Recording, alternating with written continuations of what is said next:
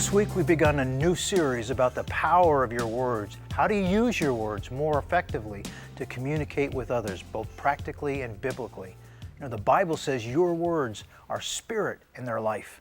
1 Peter chapter 3 says, the one who desires life, to love and to see good days, must keep his tongue from evil and his lips from speaking deceit.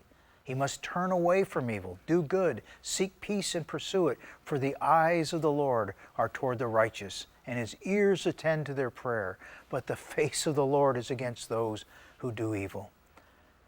1 John chapter 3 says, little children, let us not love with word or with tongue, but in deed and in truth. You know, you've probably heard the expression, actions speak louder than words.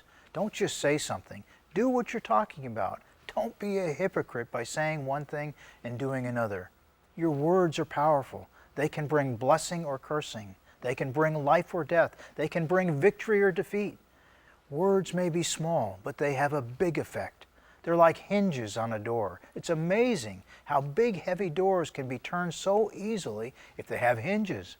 Huge ocean liners are steered in one direction or another by a small rudder. Airplanes go left or right by using a small rudder.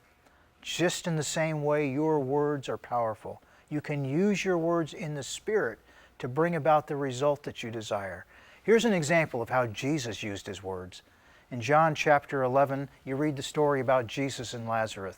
Jesus hears that his friend Lazarus is sick.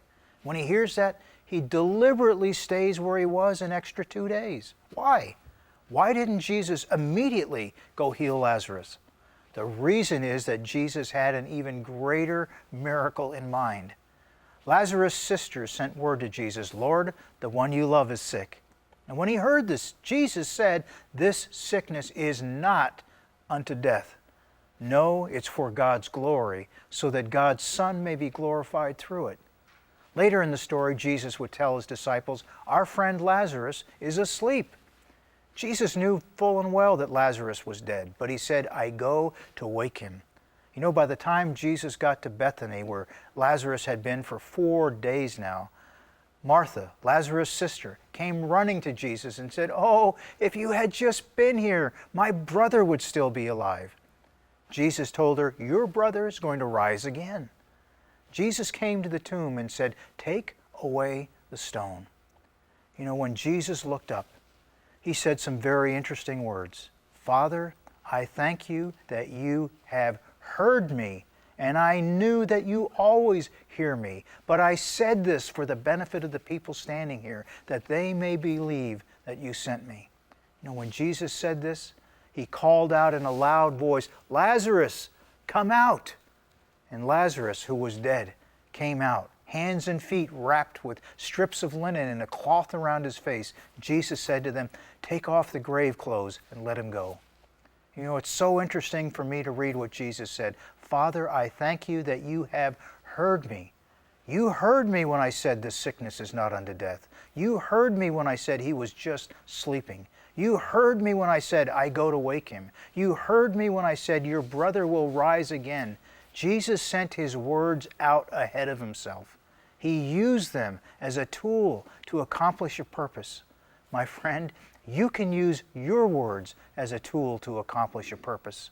No matter what the circumstances you face may look like, use your words to declare the promises of God. Use your words to speak life, not death, to speak blessing, not cursing, to speak positive things, not negative things. Don't look at what your circumstances may be telling you. Look to God. He's your source. Look to his ability to do great and mighty things. Use your words to speak life and blessing, healing and restoration. Tomorrow I'm going to continue to share with you about the power of your words and how to use them to effectively communicate with others, how to use your words like Jesus did to accomplish specific assignments. I hope you'll join me again. God bless you.